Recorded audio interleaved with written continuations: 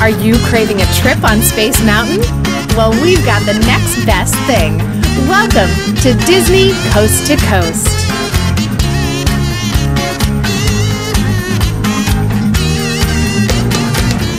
Hey folks, and welcome to Disney Coast to Coast, the ultimate unofficial Disney fan podcast. I'm Jeff DePaoli, and in today's House of Mouse headlines, Donald is headed to DinoLand USA, hear about an amazing adventure by Disney with Joe Rohde, and a double whammy of Dumbo news. That and so much more, so let's get to it.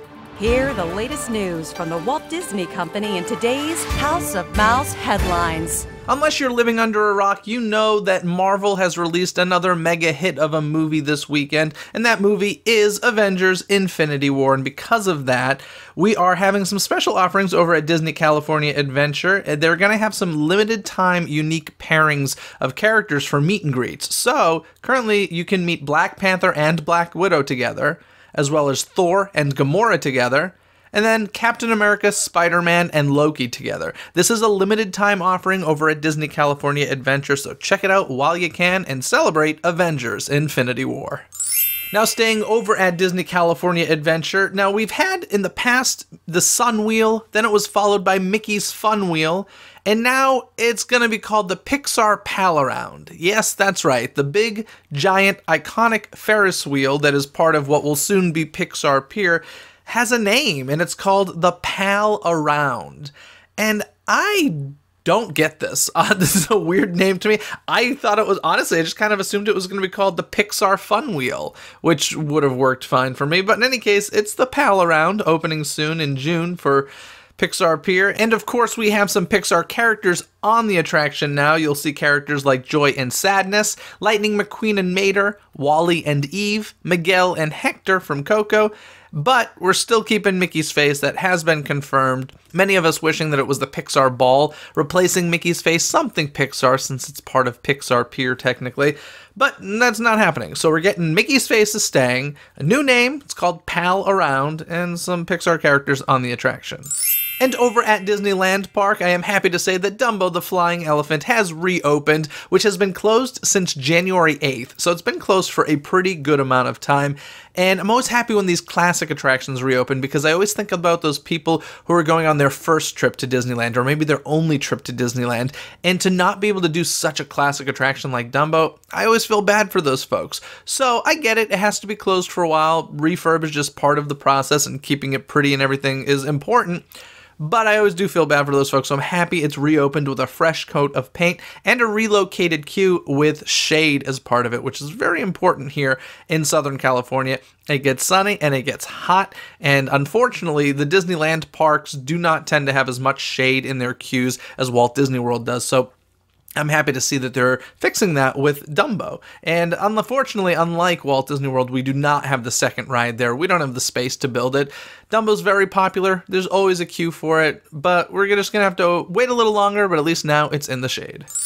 Now, due to popular demand, a second Star Wars night has been added to Disneyland Park as part of the Disneyland After Dark events. If you didn't hear about this, there's an event coming up on May 3rd, which leads into May 4th. May 4th is, of course, Star Wars Day. May the 4th be with you.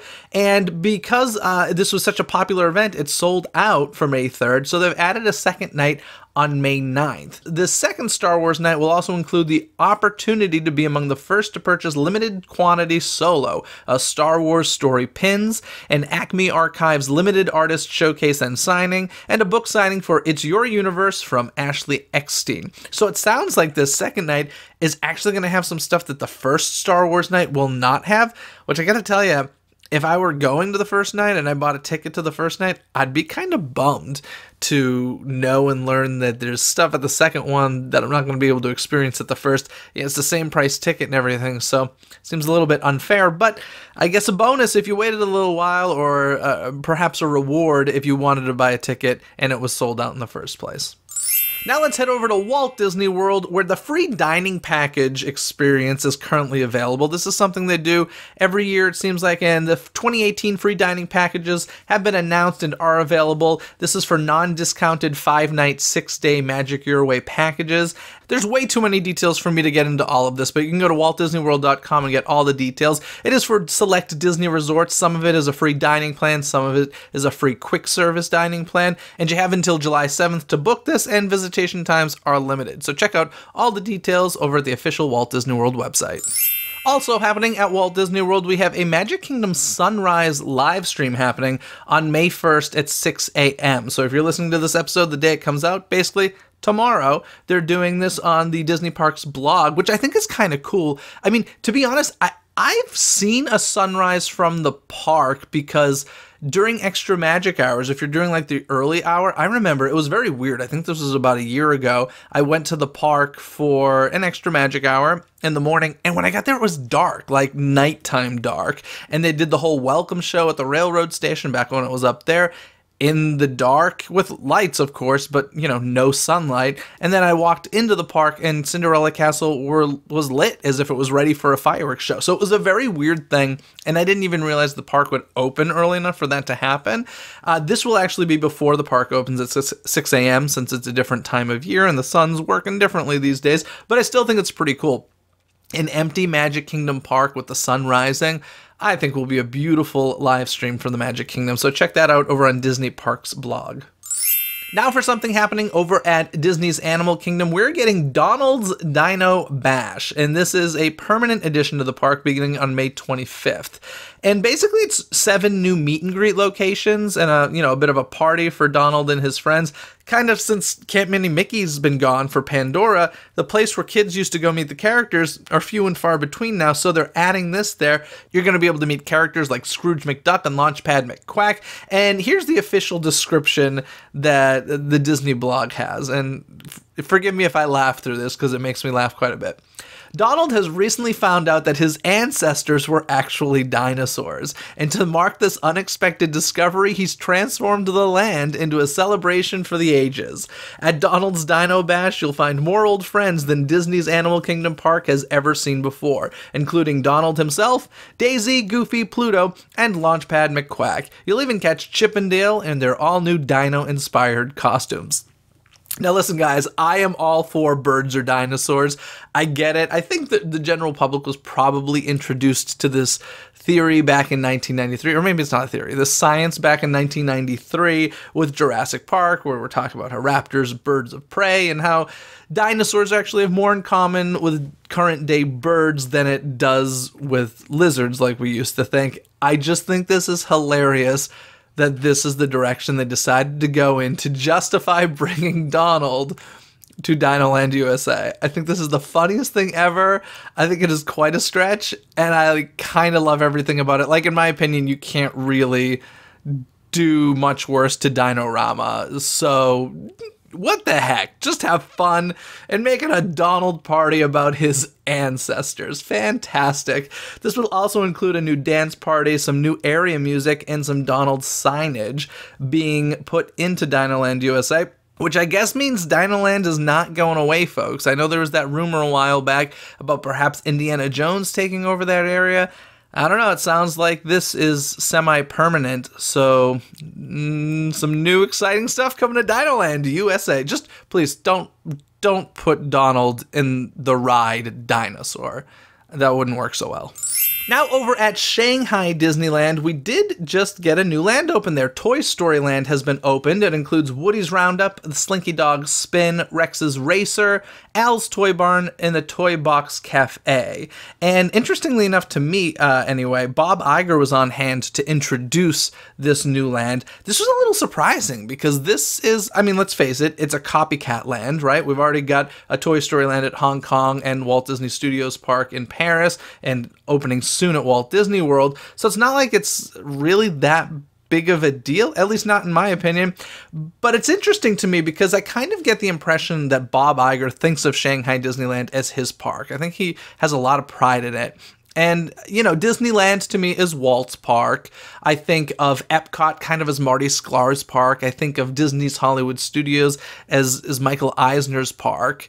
So I guess Shanghai Disneyland is kind of Bob Iger's park, maybe? I don't know. I find this interesting, but I was surprised to see that he was there to open this land.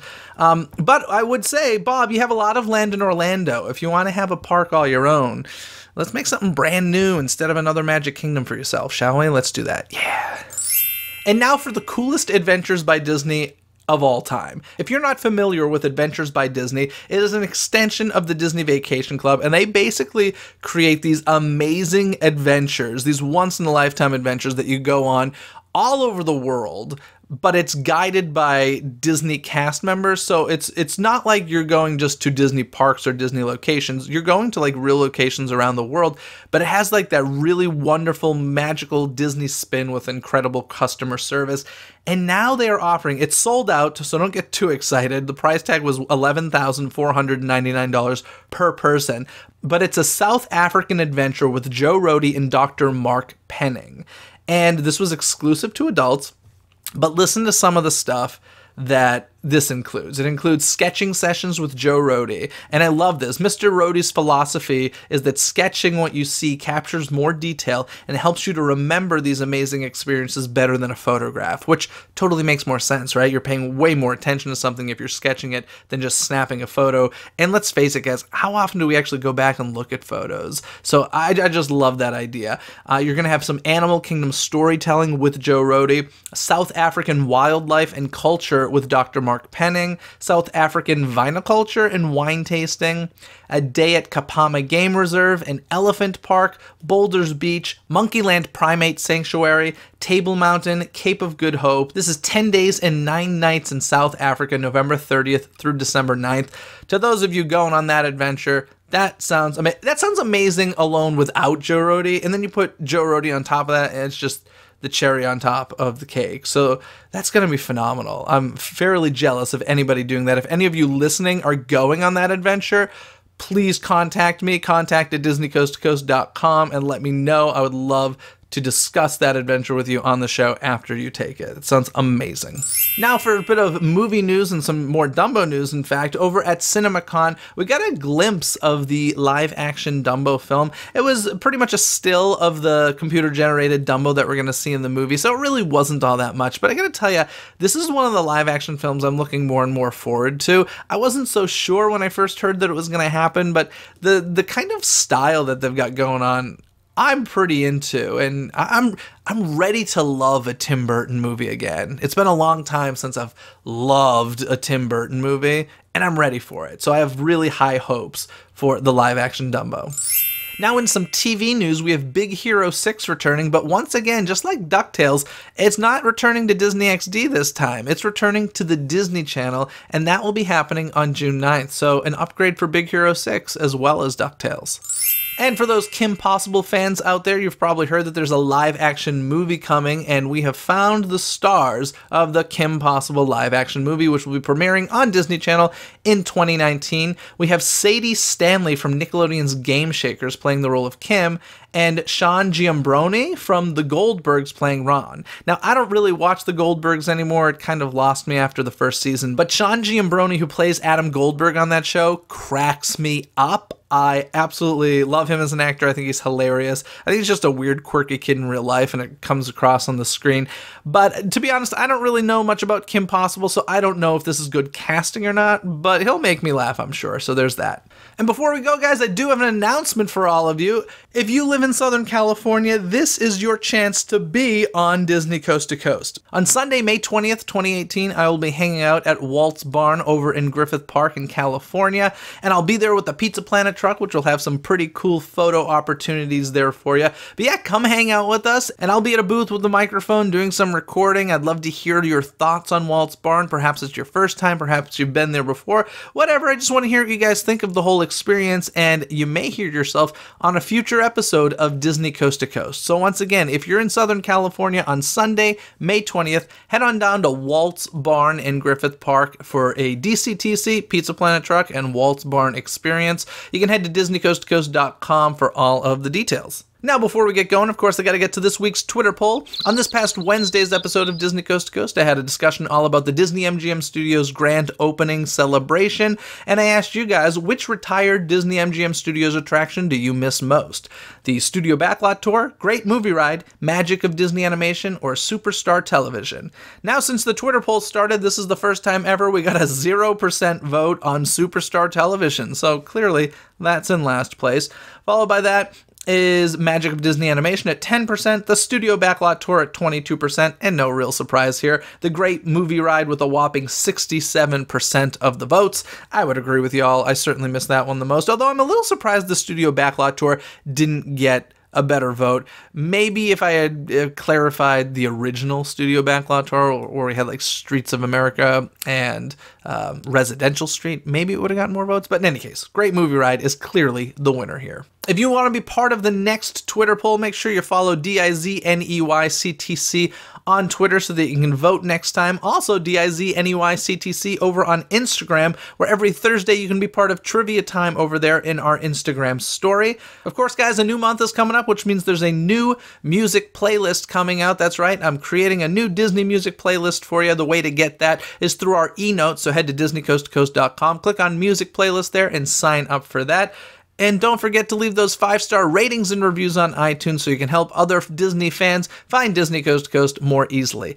This episode of Disney Coast to Coast was produced by Philip Elke, who has supported the show through Patreon. If you'd like to become a DCTC producer or gain other rewards, more information can be found at patreon.com/DCTC or by visiting DisneyCoastToCoast.com and clicking on the Patreon tab there. There are many cool rewards that you can get. So guys, other than that, have a magical day, and I'll see you real soon. Bye! Thanks for watching Disney Coast to Coast. Have a magical day. Disney Coast to Coast is produced and hosted by Jeff DePaoli. Learn more about the podcast and become a supporter at DisneyCoastToCoast.com.